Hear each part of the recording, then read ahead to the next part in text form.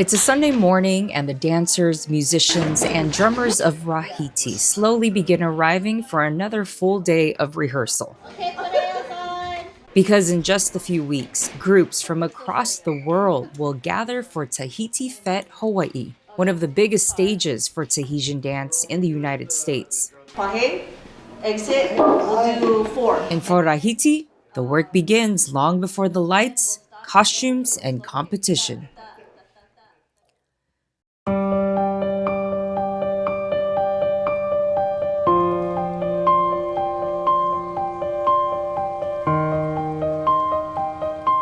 Tahitian dance, also known as Ori Tahiti, comes from French Polynesia, where dance has been used for generations to tell stories while staying connected to culture and identity. Long before competitions and festival stages, these movements carried history, stories of nature, of family, of celebration, and everyday island life.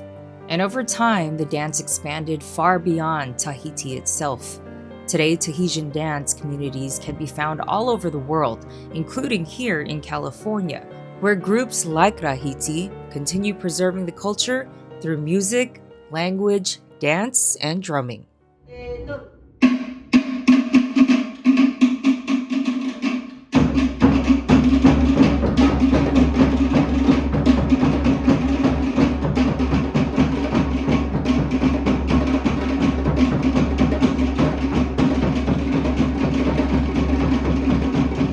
My name is Remy Keli Konui Okeau Aranda, Ra'atira of the group Pupu Ori Rahiti from South San Francisco, California.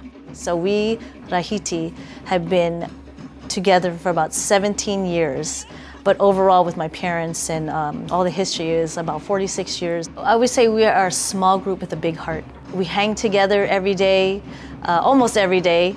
We hang on the weekends together. We text each other after. A lot of these dancers and families you see, I always say once you become a Rahitian, you're part of my family, and we work together, we are together, we're a team. And so Rahiti is not just a dance group, we're more than that. We do so many things together as a family.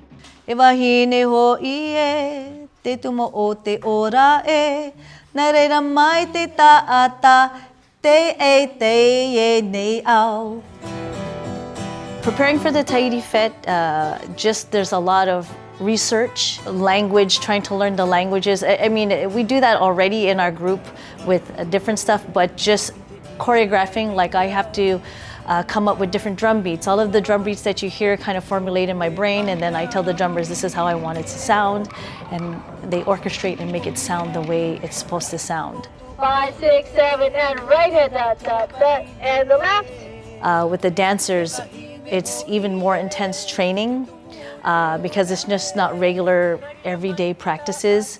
They come for pretty much like a job. They're here for 6 to 7 hours. And we're going to come out in, and the guys are going to do A and say 5, 6, 7, bum, bum, bum, bum, bum, bum, bum. And not only that, we are teaming up with my sister, and I have a group in Ewa Beach, Hawaii. And so we've been traveling. A lot of some of my alakai, my helpers, they come with me to Oahu, and I teach over there the team. So it's a lot of preparation for the Tahiti Fête, and it's a lot of exciting moments that we're excited to share. Yorana, my name is Pua Tokumoto, producer of the 1991 Tahiti Fête of San Jose. Welcome to San Jose. More than 30 years ago, Auntie Pua Tokumoto started Tahiti Fête with a simple vision to create a space where Tahitian culture, music, and dance could be celebrated and shared.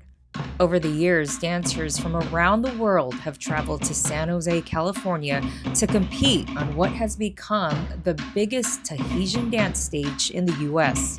Until now.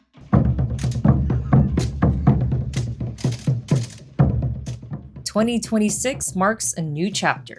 For the first time ever, Tahiti Fête Hawai'i will take place in Honolulu, bringing the competition even closer to the Polynesian cultures that continue to inspire it. Tahiti Fête is compared to the Merry Monarch. You have to be fully in it. You cannot slack off.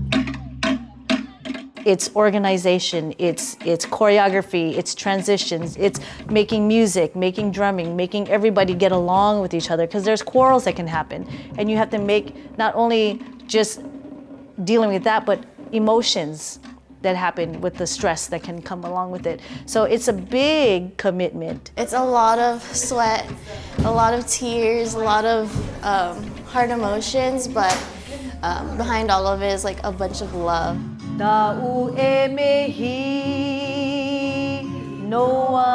In just a few weeks, everything happening in this room will travel across the Pacific Ocean. But what makes this story special is not the competition itself, it's everything that happens before it.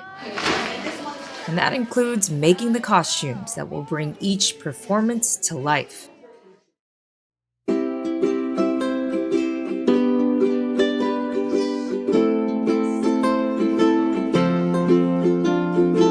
This is 1 out of 3 costumes that they will be wearing. All of the materials we're using is all about our roots, the foundation, our tupuna, our metua, our ta'aroa, all of those mixed into who we are. So not only is our songs, our dances, are telling what our storyline is, our tumuparau is, but it's also the costumes. The judges will get it. Oh, okay, I understand what they're doing now. I understand that makes sense. Every night they have to go and sew. But this is only just the starting, but it takes hours. Sometimes you're up late at night to 4 a.m. Sometimes I remember not even, maybe having an hour of sleep, because you want to make sure that every costume piece is in perfection to what we're trying to say. So doing these costumes, they have to really put their thought and love and strength in it, because if not, then their mana is not going to be, you won't feel it when you put it on.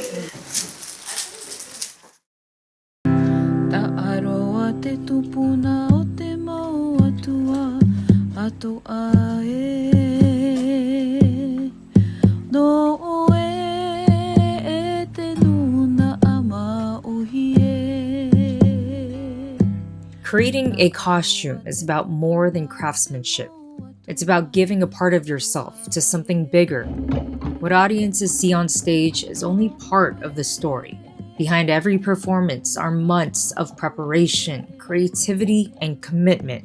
A place where culture is celebrated, traditions are preserved, and new generations are inspired to carry them forward. And that's a story that continues long after the competition ends.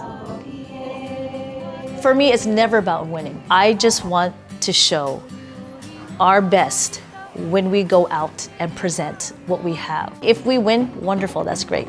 But if the dancers and all of us have felt we have done our job of having the judges understand what our tumuparau was, if the Tahitians can understand what we're doing, our language, our dancing, our music, our drumming, if they understand it, that is, to me, a trophy.